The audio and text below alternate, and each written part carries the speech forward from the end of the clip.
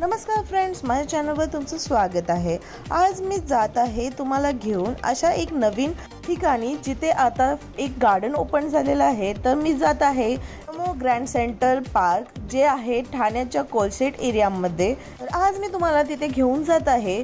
जर हा व्हिडिओ तुम्हाला लास्टपर्यंत बघितला तर तुम्ही माझ्या चॅनलवर प्लीज सबस्क्राइब करा आणि लाईक करायला विसरू नका। तर मग फ्रेंड्स, हे वाला गार्डन खूपच रील्समध्ये फेमस होतं। तर मी रील्समध्ये खूप व्हिडिओज बघितलेले की हे गार्डन खूप फेमस आहे। ते 20 एकरमध्ये पसरलेलं आहे आणि इथे खूप साऱ्या गोष्टी आहेत की तुम्ही बघू शकता। इथे थीम पार्क आहे, स्पोर्ट्स एरिया आहे, प्ले झोन आहे आणि लेक झोन पण आहे। तर इथे खूप साऱ्या गोष्टी तुम्हाला एक्सप्लोर करायला भेटतील, म्हणून इथे मी गेली होती। तर इथे आम्ही स्कूटीने गेलो होतो आणि मॅपच्या हिशोबाने आम्ही पोहोचलो 1 तासाने। आम्हाला 1 तास 6 मिनिटं लागले आहे तिथे पोहोचायला, बिकॉज आम्ही निघालो आहे नेरूलमधून। आणि इथे गेल्यानंतर इथे पार्किंग चार्जेस आहेत 20 रुपये 2 व्हीलर्ससाठी आणि 40 रुपीज 4 व्हीलर्ससाठी। आणि इथे तुम्ही अगर बसने जात असाल तर त्याच्यासाठी पण खूप वेगवेगळे रूट्स आहेत। तर तुम्ही अगर इथे एंट्री फीज आहे 20 रुपये अडल्टसाठी, मुलांसाठी आणि सीनियर सिटीजनसाठी इथे तिकीट आहे 15 रुपये। आणि जर तुम्ही एक्सटर्नल कॅमेरा घेऊन जात असाल तर त्याचा प्राइस आहे 150 रुपीज। इथे जाण्यासाठी तुम्हाला खूप सारे बसेस अवेलेबल्स आहेत, पण बसेसचे खूपच फ्रिक्वेन्सी कमी आहे। बस तुम्हाला भेटेल 95 नंबर आणि 98 नंबरची। आणि जर तुम्ही स्टेशनपासून इथे ऑटोनी येणार असाल तर तुम्हाला ऑटो चार्जेस आहेत 40 रुपीज शेअरिंग ऑटो। आणि जर तुम्ही पर्सनल ऑटो घेत असाल तर त्याच्यासाठी 130 रुपीज चार्जेस आहे। जर तुम्ही मला तर असं वाटतं तुम्ही अगर स्कूटीने या तुमच्या पर्सनल कारनी येत असाल तर बेस्ट आहे। तर मग फ्रेंड्स, इथे आल्यानंतर मी खूपच एक्साइटेड होती या गार्डनला व्हिजिट करायला की इथे खूप साऱ्या गोष्टी आहेत बघण्यासारखे। पण जसं मी बघितलं होतं तसं तर मला इथे काही नाही भेटलं, कारण की आता सुट्टीचे दिवस चालू होते म्हणून इथे खूप गर्दी होती आणि खूप रश होती। मी गेली होती बुधवारच्या वेळी। मला असं वाटलं होतं की मी सोमवार ते शुक्रवारच्या मध्ये गेल्यानंतर मला इथे गर्दी भेटणार नाही, पण मी चुकीची होती, कारण आता सुट्टी चालू आहेत मुलांच्या, म्हणून इथे खूप रश आलेली आहे।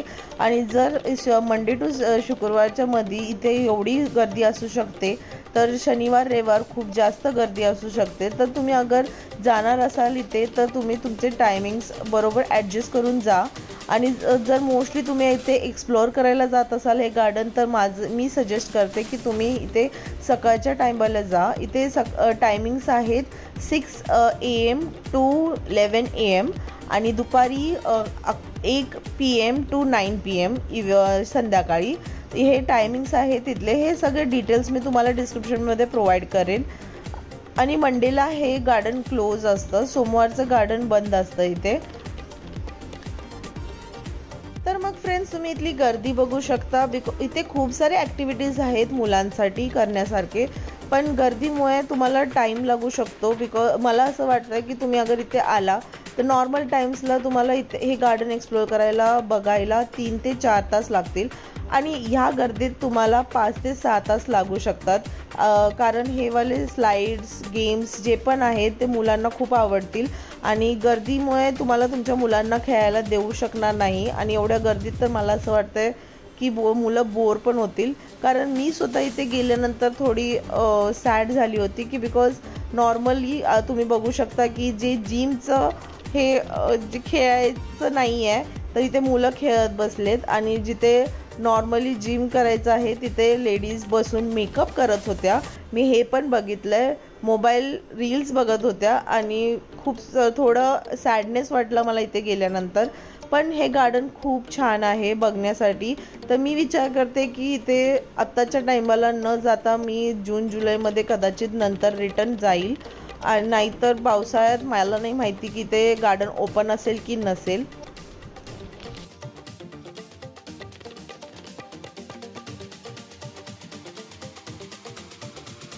हे गार्डन न्यूयॉर्क, सिंगापूर आणि दुबईच्या स्टाईलला कॉपी करून बनवलेलं आहे। तर इथे खूप सारे युनिक वस्तू आहेत जिथे तुम्हाला बघायला भेटतील आणि त्याचं थीम खूपच छान आहे जे यूज केलेलं आहे।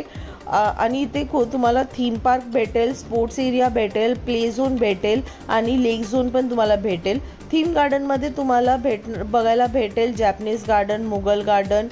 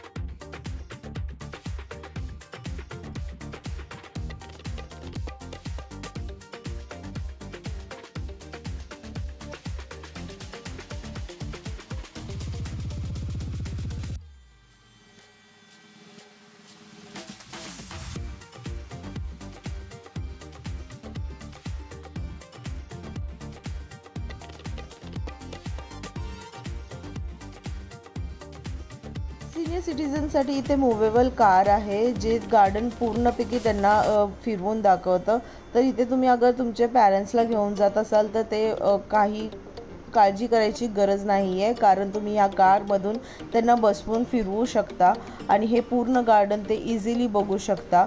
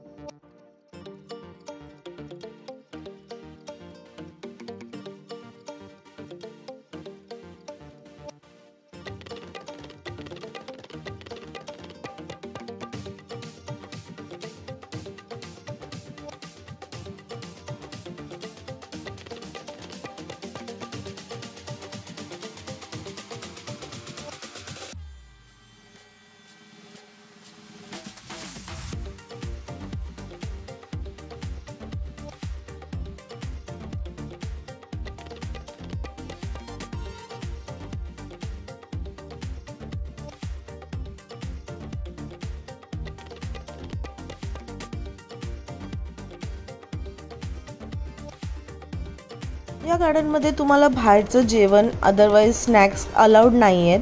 तुम्ही इथे प्लॅस्टिकचे बॉटल्स पण आणू शकत नाहीत. जे डिस्पोजेबल बॉटल्स असतात ते पण इथे अलाउड नाही आहेत. तुम्ही इथे रियुजेबल बॉटल्स यूज करू शकता. इथे जागेवर वॉटर स्टेशन्स बनवून ठेवलेले आहेत जिथे तुम्ही बॉटल फिलअप करू शकता त्या पाण्याने. अजून एक फ्रेंड्स, इथले टॉयलेट्स अँड बाथरूम्स खूपच नीट अँड क्लीन आहेत. इथे नीटनेस आणि क्लिनिनेस खूपच छान आहे. जर तुम्ही फ्रेंड्स इथे जात असाल तर इथल्या नीटनेससाठी प्लीज थोडा एफर्ट्स द्या. इथे गेल्यानंतर कोणतीही गोष्टीला स्पॉईल करू नका. बिकॉज खूप सारे पब्लिक असे आहेत की कोणतीही गोष्टी सरळ ठेवत नाही आहेत. गेम्स असे होते की थोडे बहुत आता रिसेंटली हे गार्डन ओपन झालं आहे तरी पण ते गेम्स स्पॉईल झालेले आहेत, तुटलेले आहेत.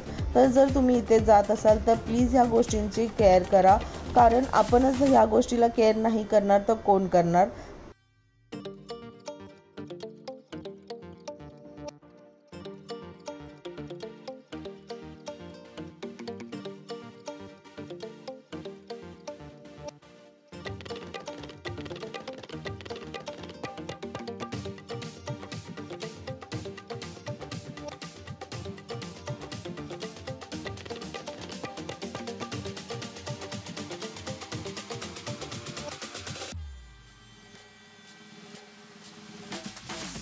तर मग फ्रेंड्स इथे नाईट व्ह्यू खूपच छान आहे. नाईट व्ह्यूला हे गार्डन खूपच सुंदर दिसतं आणि खूपच लाइटिंग्स आणि एवढं मस्त डिझाईन केलेलं आहे की त्याचं लुक खूपच युनिक आहे.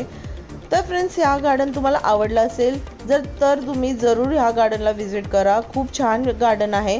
बट मी ओनली हे सजेस्ट करते की ह्या टायमाला तुम्ही जात असाल तर रश आणि गर्दी बघून जा. टायमिंग्स तसे शेड्यूल करा तुमचे ताकी तुम्हाला टाईम भेटेल या गार्डनला बघायला. आणि जर तुम्ही मुलांना आणि तुमच्या पॅरेंट्सला घेऊन जात असाल तर तुमच्या असं नाही व्हायला पाहिजे की ते बोर होतील. तर मग फ्रेंड्स तुम्हाला हा व्हिडिओ कसा वाटला? अगर आवडला असेल तर व्हिडिओला लाईक करा, शेअर करा आणि सबस्क्राईब करा. भेटूया नेक्स्ट व्हिडिओमध्ये. बाय बाय, टेक केअर, नमस्ते.